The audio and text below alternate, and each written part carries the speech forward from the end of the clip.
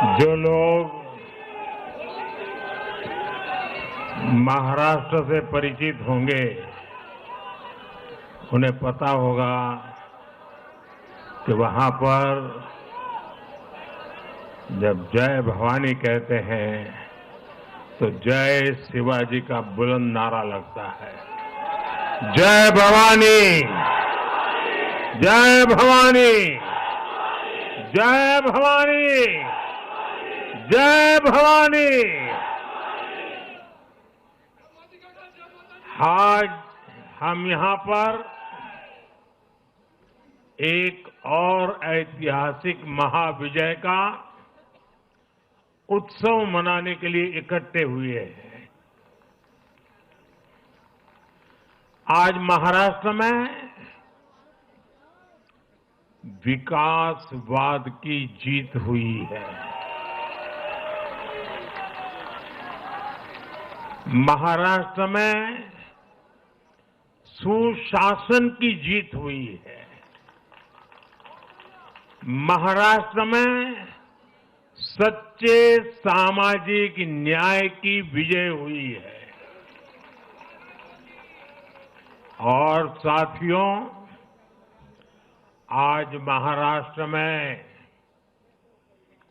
झूठ, छल, फरेब बुरी तरह हारा है।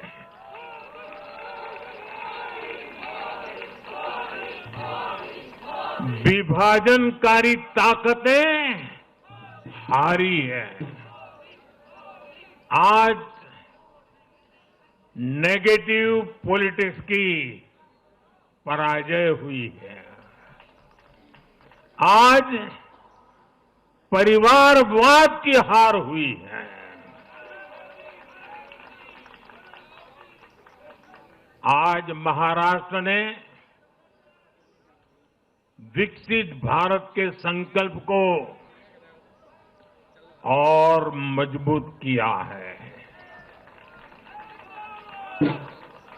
मैं देश भर के भाजपा के, एनडीए के सभी कार्यकर्ताओं को बहुत बहुत बधाई देता हूं, उन सबका अभिनंदन करता हूं।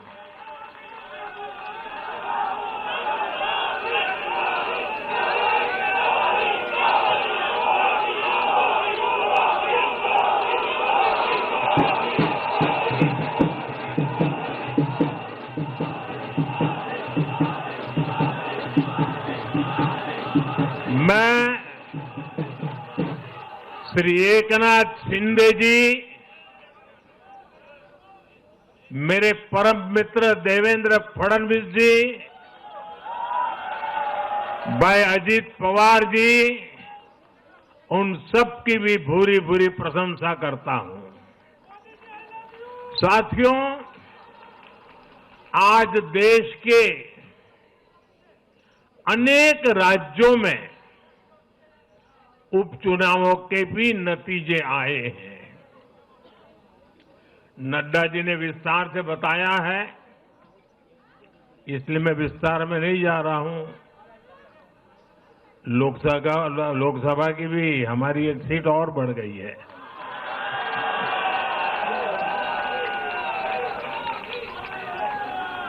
यूपी, उत्तराखंड और राजस्थान ने भाजपा को जमकर समर्थन दिया है। असम के लोगों ने भाजपा पर फिर एक बार भरोसा जताया है। मध्य प्रदेश में भी हमें सफलता मिली है। बिहार में भी एनडीए का समर्थन बढ़ा है। ये दिखाता है कि देश अब सिर्फ और सिर्फ विकास चाहता है। मैं महाराष्ट्र के मतदाताओं का हमारे युवाओं का, विशेषकर माताओं बहनों का, हमारे किसान भाई बहनों का, देश की जनता का आदरपूर्वक नमन करता हूं। साथियों, मैं झारखंड की जनता को भी नमन करता हूं। झारखंड के तेज विकास के लिए हम अब और ज्यादा मेहनत से काम करेंगे और इसमें भाजपा का एक एक कार्यकर्ता अपना हर प्रयास करेगा। साथियों, छत्रपती शिवाजी महाराजांच्या महाराष्ट्राने आज दाखवून दिले तुष्टीकरणाचा सामना कसा करायचा।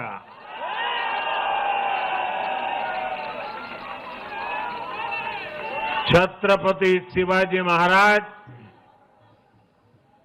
शाहूजी महाराज, महात्मा फुले, सावित्रीबाई फुले, बाबा साहब आंबेडकर, वीर सावरकर, बाला साहब ठाकरे, ऐसे महान व्यक्तित्वों की धरती ने इस बार पुराने सारे रिकॉर्ड तोड़ दिए।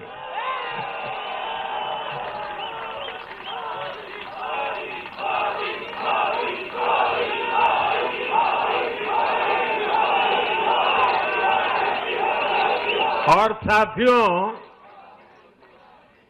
बीते 50 साल में किसी भी पार्टी या किसी भी प्री पोल अलायंस के लिए ये सबसे बड़ी जीत है 50 साल के बाद।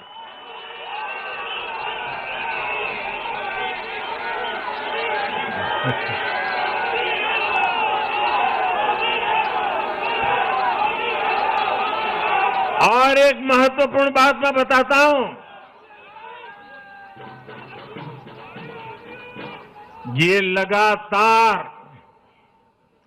तीसरी बार है जब भाजपा के नेतृत्व में किसी गठबंधन को लगातार महाराष्ट्र ने आशीर्वाद दिए हैं, विजयी बनाया है।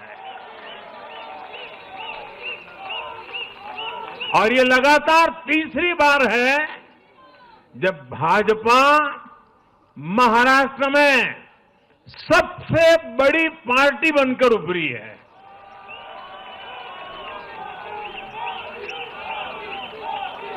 साथियों, ये निश्चित रूप से ऐतिहासिक है। ये भाजपा के गवर्नेंस मॉडल पर मुहर है।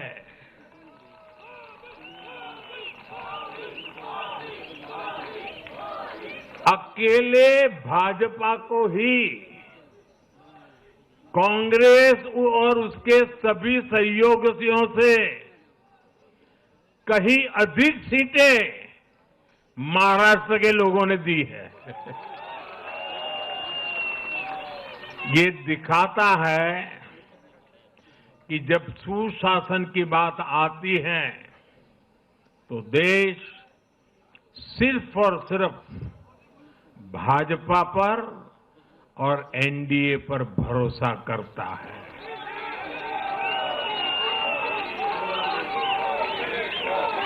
साथियों, एक और बात है जो आपको और खुश कर देगी। महाराष्ट्र देश का छठा राज्य है जिसने भाजपा को लगातार 3 बार जनादेश दिया है।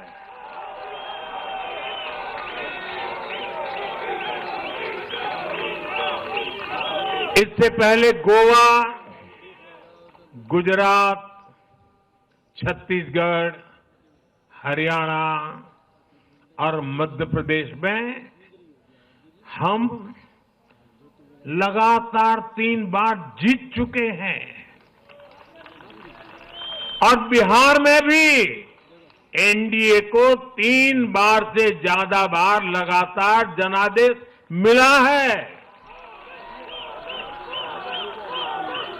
और 60 साल के बाद आपने मुझे तीसरी बार मौका दिया, ये तो है ही है।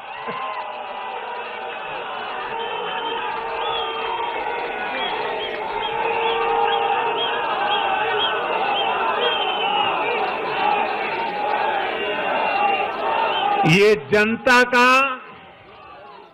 हमारे सुशासन के मॉडल पर विश्वास है और इस विश्वास को बनाए रखने में हम कोई कोर कसर बाकी नहीं रखेंगे। साथियों, मैं आज महाराष्ट्र की जनता जनार्दन का विशेष अभिनंदन करना चाहता हूं। लगातार तीसरी बार स्थिरता को चुनना ये महाराष्ट्र के लोगों की सूझबूझ को दिखाता है। हां, बीच में जैसा अभी नड्डा जी ने विस्तार से कहा था, कुछ लोगों ने धोखा करके अस्थिरता पैदा करने की कोशिश की, लेकिन महाराष्ट्र ने उनको नकार दिया है और उस पाप की सजा मौका मिलते ही दे दी है।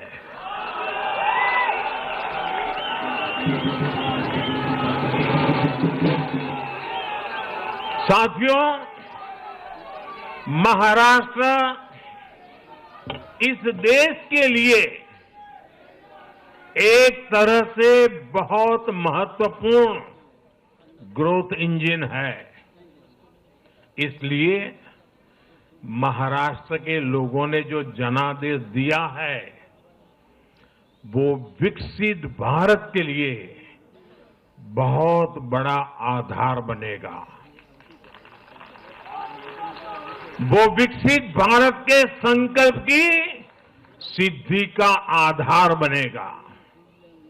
साथियों, हरियाणा के बाद महाराष्ट्र के चुनाव का भी सबसे बड़ा संदेश है एकजुटता। एक है तो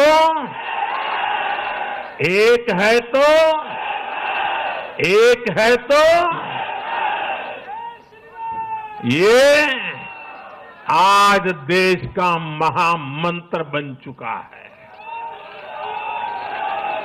कांग्रेस और उसके इकोसिस्टम, उन्होंने सोचा था कि संविधान के नाम पर झूठ बोलकर, आरक्षण के नाम पर झूठ बोलकर एससी, एसटी, ओबीसी को छोटे छोटे समूह में बांट देंगे। वो सोचते थे सब बिखर जाएंगे। कांग्रेस और उसके साथियों की साजिश को महाराष्ट्र ने सिरे से खारिज कर दिया है। महाराष्ट्र ने डंके की चोट पर कहा है, एक है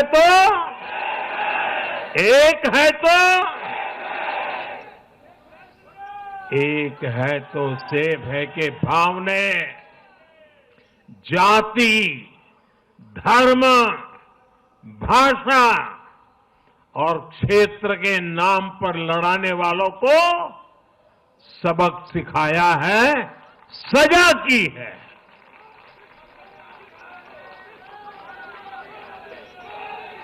आदिवासी भाई बहनों ने भी भाजपा एनडीए को वोट दिया।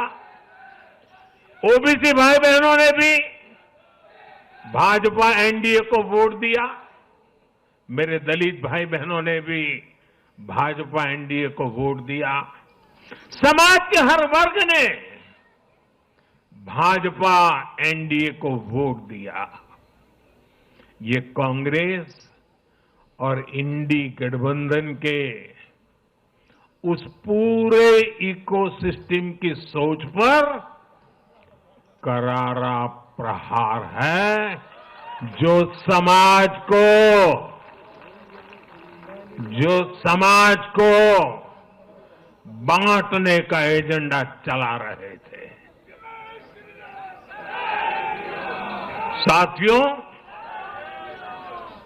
महाराष्ट्र ने एनडीए को इसलिए भी प्रचंड जनादेश दिया है क्योंकि हम विकास और विरासत दोनों को साथ लेकर चलते हैं।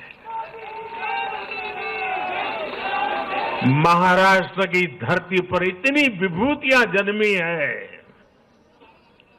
बीजेपी और मेरे लिए छत्रपति शिवाजी महाराज आराध्य पुरुष है।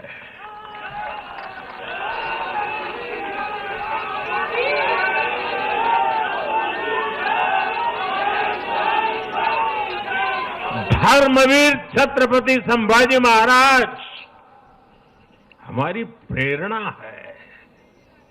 हमने हमेशा बाबा साहब आंबेडकर, महात्मा फूले, सावित्रीबाई फूले, इनके सामाजिक न्याय के विचार को माना है। यही हमारे आचार में है, यही हमारे व्यवहार में है। साथियों, लोगों ने मराठी भाषा के प्रति भी हमारा प्रेम देखा है। कांग्रेस को वर्षों तक मराठी भाषा की सेवा का मौका मिला, लेकिन इन लोगों ने इसके लिए कुछ नहीं किया। हमारी सरकार ने मराठी को क्लासिकल लैंग्वेज का दर्जा दिया। मातृभाषा का सम्मान, संस्कृतियों का सम्मान और इतिहास का सम्मान हमारे संस्कार में है, हमारे स्वभाव में है।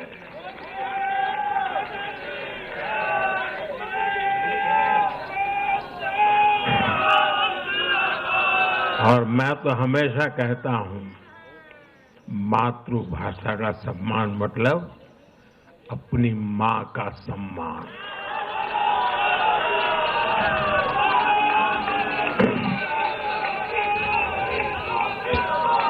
और इसलिए मैंने विकसित भारत के निर्माण के लिए लाल किले की प्राचीर से पंच प्राणों की बात की। हमने इसमें विरासत पर गर्व को भी शामिल किया। जब भारत विकास भी और विरासत भी इसका संकल्प लेता है तो पूरी दुनिया इसे देखती है। आज विश्व हमारी संस्कृति का सम्मान करता है। क्यों? क्योंकि हम इसका सम्मान करते हैं। अब अगले 5 साल में महाराष्ट्र विकास भी विरासत भी के इसी मंत्र के साथ तेज गति से आगे बढ़ेगा। साथियों, इंडी वाले देश के बदले मिजाज को नहीं समझ पा रहे हैं।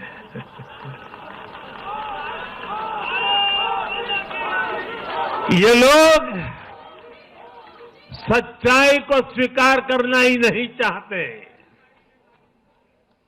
ये लोग आज भी भारत के सामान्य वोटर के विवेक को कम करके आंकते हैं। देश का वोटर, देश का मतदाता अस्थिरता नहीं चाहता। देश का वोटर नेशन फर्स्ट की भावना के साथ है। जो कुर्सी फर्स्ट का सपना देखते हैं, उन्हें देश का वोटर पसंद नहीं करता। साथियों, देश के हर राज्य का वोटर दूसरे राज्यों की सरकारों का आकलन भी करता है। वो देखता है कि जो एक राज्य में बड़े बड़े प्रॉमिस करते हैं, उनकी परफॉर्मेंस दूसरे राज्य में कैसी है। महाराष्ट्र की जनता ने भी देखा कि कर्नाटका, तेलंगाना और हिमाचल में कांग्रेस सरकारें कैसे जनता से विश्वासघात कर रही है। ये आपको पंजाब में भी देखने को मिलेगा।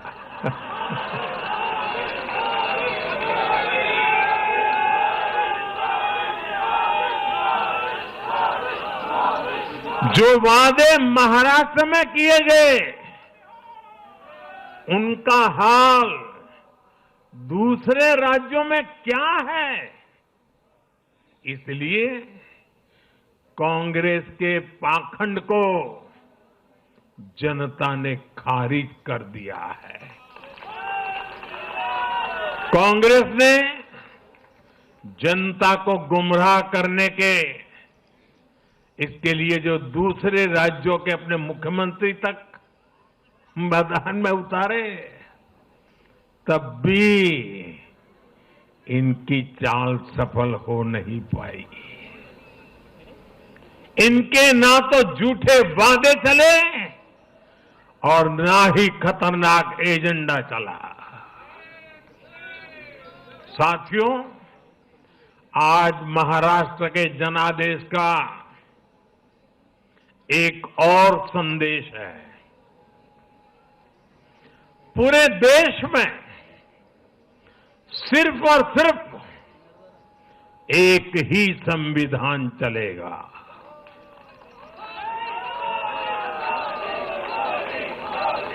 वो संविधान है बाबा साहब आंबेडकर का संविधान, भारत का संविधान। जो भी सामने या पर्दे के पीछे देश में दो संविधान की बात करेगा, उसको देश पूरी तरह से नकार देगा। कांग्रेस और उसके साथियों ने जम्मू कश्मीर में फिर से आर्टिकल 370 की दीवार बनाने का प्रयास किया।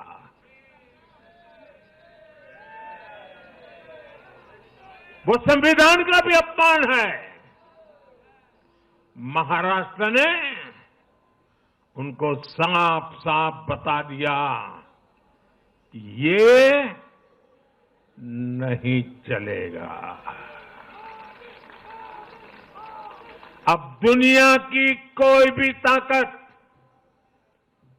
और मैं कांग्रेस वालों को कहता हूं, कान खोल के सुन लो,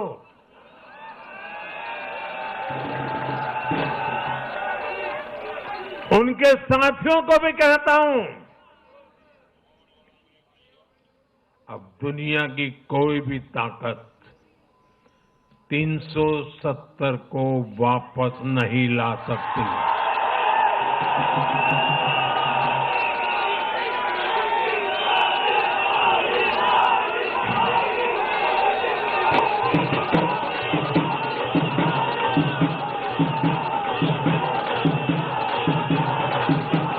साथियों, महाराष्ट्र के इस चुनाव ने इंडी वालों का या गाड़ी वालों का दो मुहा चेहरा भी देश के सामने खोल करके रख दिया है।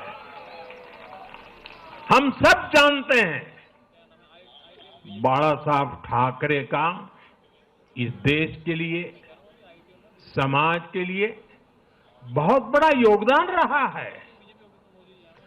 कांग्रेस ने सत्ता के लालच में उनकी पार्टी के एक धड़े को साथ में तो ले लिया, तस्वीरें भी निकाल दी, लेकिन कांग्रेस का कोई नेता बाला साहब ठाकरे की नीतियों की कभी भी प्रशंसा नहीं कर सकती। और इसलिए मैंने अघाड़ी में कांग्रेस के साथी दलों को चुनौती दी थी कि वो कांग्रेस से बाला साहब ठाकरे की नीतियों की तारीफ में कुछ शब्द जरा बुलवा करके दिखाएं। आज तक वो ये नहीं कर पाए हैं। मैंने दूसरी चुनौती वीर सावरकर जी को लेकर के दी थी। कांग्रेस के नेतृत्व ने लगातार पूरे देश में वीर सावरकर का अपमान किया है, उन्हें गालियां दी है। महाराष्ट्र में वोट पाने के लिए इन लोगों ने टेम्पररी वीर सावरकर जी को जरा टेम्पररी गाली देना उन्होंने बंद किया है। लेकिन वीर सावरकर के तप त्याग के लिए उनके मुंह से एक बार भी सत्य नहीं निकला, और यही इनका दो मुहापन है। ये दिखाता है कि उनकी बातों में कोई दम नहीं है। उनका मकसद सिर्फ और सिर्फ वीर सावरकर को बदनाम करना है। साथियों, भारत की राजनीति में अब कांग्रेस पार्टी परजीवी बनकर रह गई है।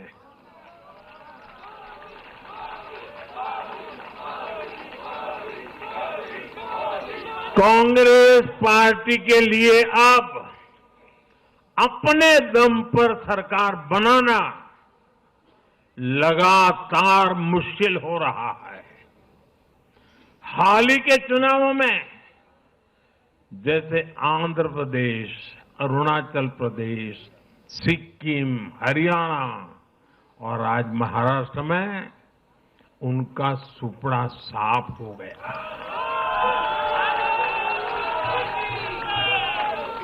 कांग्रेस की घिसी पीटी विभाजनकारी राजनीति फेल हो रही है, लेकिन फिर भी कांग्रेस का अहंकार देखिए।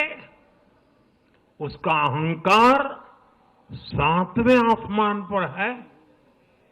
सच्चाई ये है कि कांग्रेस अब एक परजीवी पार्टी बन चुकी है। कांग्रेस सिर्फ अपनी ही नहीं बल्कि अपने साथियों की नाव को भी डुबो देती है। आज महाराष्ट्र में भी हमने यही देखा है। महाराष्ट्र में कांग्रेस और उसके गठबंधन ने महाराष्ट्र की हर 5 में से 4 सीट हार गई। अघाड़ी के हर घटक का स्ट्राइक रेट 20% से भी नीचे है। ये दिखाता है कि कांग्रेस खुद भी डूबती है और दूसरों को भी डुबोती है। महाराष्ट्र में सबसे ज्यादा सीटों पर कांग्रेस चुनाव लड़ी, उतनी ही बड़ी हार इनके सहयोगियों वालों को भी मिली। वो तो अच्छा है कि यूपी जैसे राज्यों में कांग्रेस के सहयोगियों ने उससे जान छुड़ा ली, वरना वहां भी कांग्रेस के सहयोगियों को लेने के देने पड़ जाते। साथियों, सत्ता भूख में कांग्रेस के परिवार ने संविधान की पंथ निरपेक्षता की भावना को चूर चूर कर दिया है। हमारे संविधान निर्माताओं ने उस समय 47 में विभाजन की विभीषिका के बीच भी हिंदू संस्कार और परंपरा को जीते हुए पंथ निरपेक्षता की राह को चुना था। तब देश के महापुरुषों ने संविधान सभा में जो डिबेट की थी, उसमें भी इसके बारे में बहुत विस्तार से चर्चा हुई थी। लेकिन कांग्रेस के इस परिवार ने झूठे सेक्युलरिज्म के नाम पर उस महान परंपरा को तबाह करके रख दिया है। कांग्रेस ने तुष्टीकरण का जो बीज बोया, वो संविधान निर्माताओं के साथ बहुत बड़ा विश्वासघात है। और ये विश्वासघात मैं बहुत जिम्मेवारी के साथ बोल रहा हूं। संविधान के साथ इस परिवार का विश्वासघात है। दशकों तक कांग्रेस ने देश में यही खेल खेला। कांग्रेस ने तुष्टीकरण के लिए कानून बनाए, सुप्रीम कोर्ट के आदेश तक की परवाह नहीं की। इसका एक उदाहरण वक्फ बोर्ड है।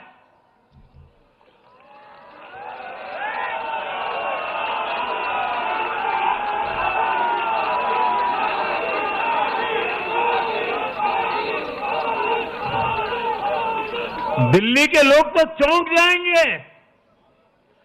हालात ये थी कि 2014 में इन लोगों ने सरकार से जाते जाते दिल्ली के आसपास की अनेक संपत्तियां वक्फ बोर्ड को सौंप दी थी।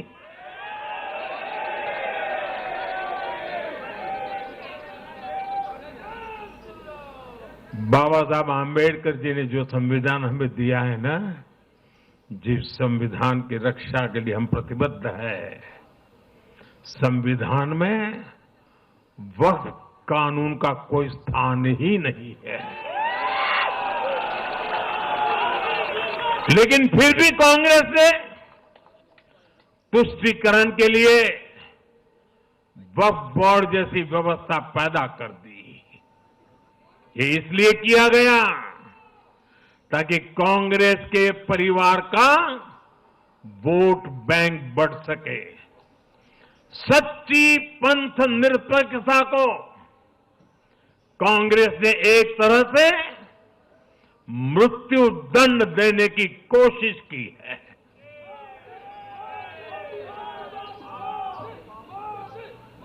साथियों, कांग्रेस के शाही परिवार की सत्ता भूख इतनी विकृति हो गई है कि उन्होंने सामाजिक न्याय की भावना को भी चूर चूर कर दिया है।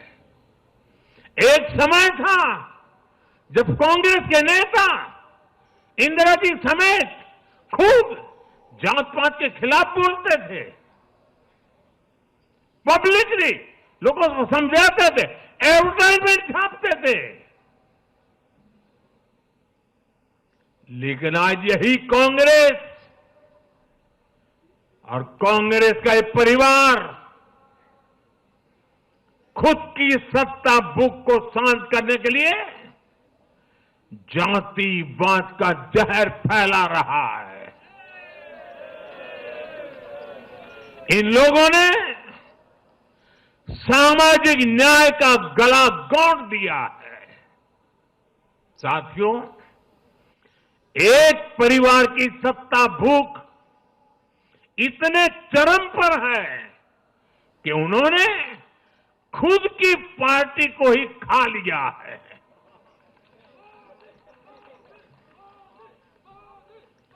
देश के अलग अलग भागों में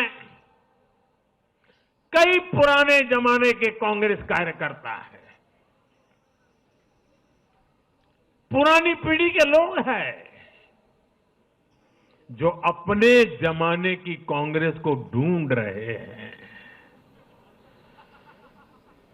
लेकिन आज की कांग्रेस के विचार से, व्यवहार से, आदत से उनको ये साफ पता चल रहा है कि ये वो कांग्रेस नहीं है।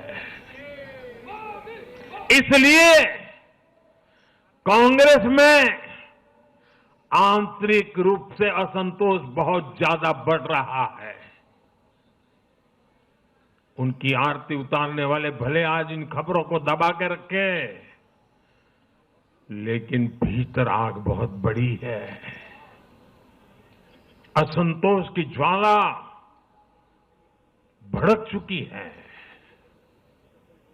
सिर्फ एक परिवार के ही लोगों को कांग्रेस चलाने का हक है। सिर्फ वही परिवार काबिल है, दूसरे नाकाबिल हैं। परिवार की सोच ने, इस जीत ने कांग्रेस में एक ऐसा माहौल भी बना दिया कि किसी भी समर्पित कांग्रेस कार्यकर्ता के लिए वहां काम करना मुश्किल हो गया है। आप सोचिए, कांग्रेस पार्टी की प्राथमिकता आज सिर्फ और सिर्फ परिवार है। देश की जनता उनकी प्राथमिकता नहीं है। और जिस पार्टी की प्राथमिकता जनता न हो, वो लोकतंत्र के लिए बहुत ही नुकसानदायी होती है। साथियों, कांग्रेस का परिवार सत्ता के बिना जी नहीं सकता। चुनाव जीतने के लिए लोग कुछ भी कर सकते हैं। दक्षिण में जाकर उत्तर को गाली देना, उत्तर में जाकर के दक्षिण को गाली देना और विदेश में जाकर देश को गाली देना।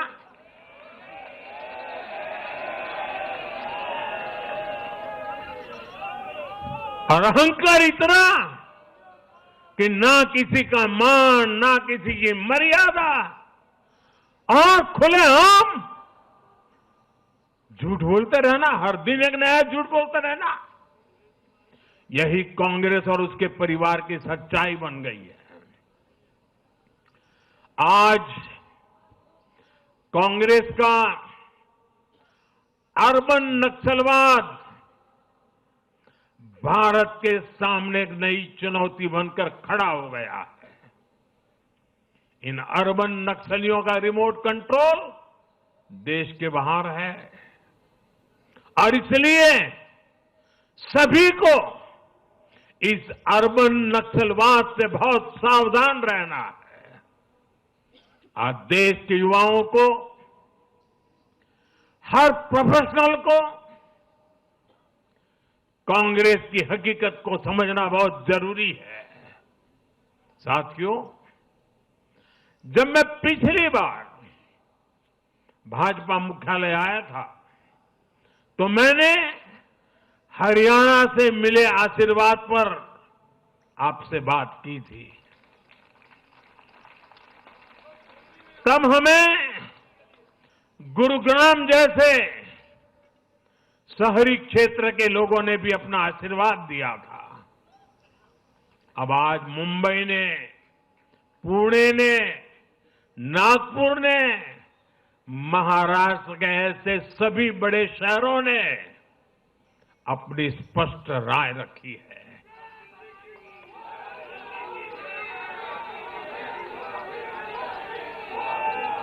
शहरी क्षेत्रों के गरीब हो, शहरी क्षेत्रों के मिडिल क्लास हो, हर किसी ने भाजपा का समर्थन किया है और एक स्पष्ट संदेश दिया है। यह संदेश है आधुनिक भारत का, विश्व स्तरीय शहरों का।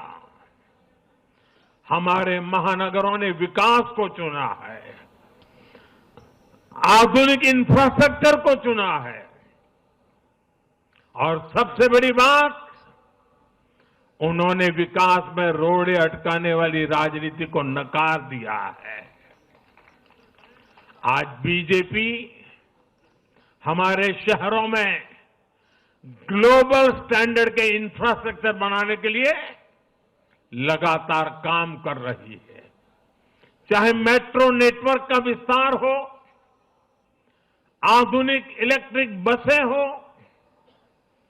कोस्टल रोड और समृद्धि महामार्ग जैसे शानदार प्रोजेक्ट हो, एयरपोर्ट का आधुनिकीकरण हो, शहरों को स्वच्छ बनाने की मुहिम हो, इन सभी पर बीजेपी का बहुत ज्यादा जोर है। आज का शहरी भारत ईज ऑफ लिविंग चाहता है और इन सब के लिए उसका भरोसा बीजेपी पर है, एनडीए पर है। साथियों, आज बीजेपी देश के युवाओं को नए नए सेक्टर्स में अवसर देने का प्रयास कर रही है। हमारी नई पीढ़ी इनोवेशन और स्टार्टअप के लिए माहौल चाहती है। बीजेपी से ध्यान में रखकर नीतियां बना रही है, निर्णय ले रही है। हमारा मानना है कि भारत के शहर विकास के इंजन है। शहरी विकास से गांवों को भी ताकत मिलती है। आधुनिक शहर नए अवसर पैदा करते हैं। हमारा लक्ष्य है कि हमारे शहर दुनिया के सर्वश्रेष्ठ शहरों की श्रेणी में आए और बीजेपी एनडीए सरकारें इसी लक्ष्य के साथ काम कर रही है। साथियों, मैंने लाल किले से कहा था कि मैं 1 लाख ऐसे युवाओं को राजनीति में लाना चाहता हूं जिनके परिवार का राजनीति से कोई संबंध नहीं। आज एनडीए के अनेक ऐसे उम्मीदवारों को मतदाताओं ने समर्थन दिया है। मैं इसे बहुत शुभ संकेत मानता हूं। साथियों, अरे चुनाव आएंगे जाएंगे, लोकतंत्र में जय पराजय भी चलती रहेगी, लेकिन भाजपा का एनडीए का ध्येय सिर्फ चुनाव जीतने तक सीमित नहीं है। हमारा ध्येय सिर्फ सरकार बनाने तक सीमित नहीं है। हम देश बनाने के लिए निकले हैं। हम विकसित भारत बनाने के लिए निकले हैं। भारत का हर नागरिक, एनडीए का हर कार्यकर्ता, भाजपा का हर कार्यकर्ता दिन रात इसमें जुटा है। हमारी जीत का उत्साह हमारे इस संकल्प को और मजबूत करता है। हमारे जो प्रतिनिधि चुनकर आए हैं वो इसी संकल्प के लिए प्रतिबद्ध है। हमें देश के हर परिवार का जीवन आसान बनाना है। हमें सेवक बनकर, और ये मेरे जीवन का मंत्र है, हमें सेवक बनकर देश के हर नागरिक की सेवा करनी है।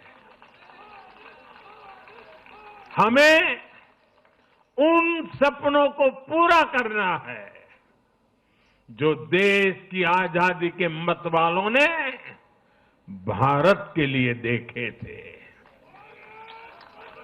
हमें मिलकर विकसित भारत का सपना साकार करना है। सिर्फ 10 साल में हमने भारत को दुनिया की 10वीं सबसे बड़ी इकोनॉमी से दुनिया की 5वीं सबसे बड़ी इकोनॉमी बना दिया।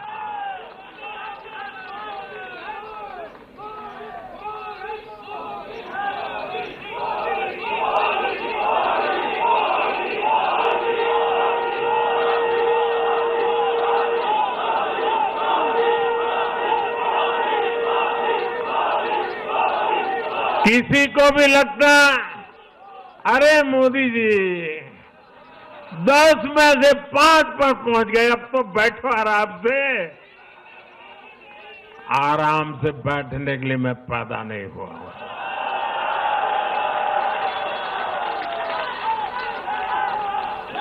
वो दिन दूर नहीं जब भारत दुनिया की तीसरी सबसे बड़ी अर्थव्यवस्था बन के रहेगा।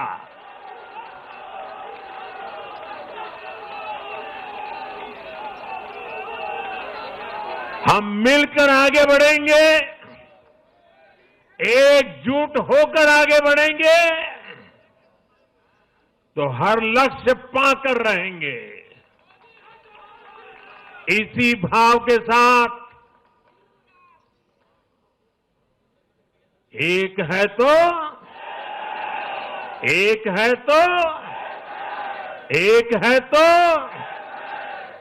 मैं एक बार फिर आप सभी को बहुत बहुत बधाई देता हूं, देशवासियों को बधाई देता हूं, महाराष्ट्र के लोगों को विशेष बधाई देता हूं। मेरे साथ बोलिए भारत माता की, भारत माता की, भारत माता की, भारत माता की, भारत माता की। वंदे वंदे वंदे वंदे वंदे वंदे वंदे वंदे। बहुत बहुत धन्यवाद।